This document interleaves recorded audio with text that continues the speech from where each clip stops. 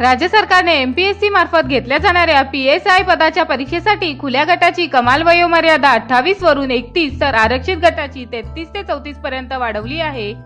त्यामुळे पीएसआय पदाच्या परीक्षेची तयारी करणाऱ्या हजारो विद्यार्थ्यांना दिलासा मिळाला आहे।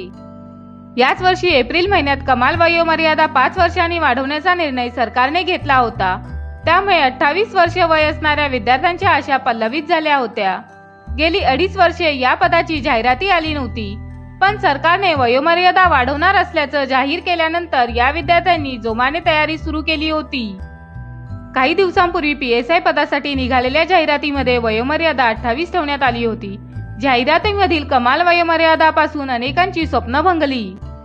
त्यामुळे सरकारने वाढीव वयोमर्यादा द्यावी, अन्यथा न्यायालयात जाण्याचा इशारा विद्यार्थ्यांनी दिला होता। मुख्यमंत्र्यांनी वयोमर्यादा वाढवल्याची घोषणा करूनही चुकीची जाहिरात काढली गेली। या विरोधात हिवाळी अधिवेशनाच्या सुरुवातीलाच धनंजय मुंडे, सतीश चव्हाण आणि आमदार ॲडव्होकेट निरंजन डावखरे यांनी औचित्याच्या मुद्द्याने वयोमर्यादा वाढवण्याची मागणी केली होती।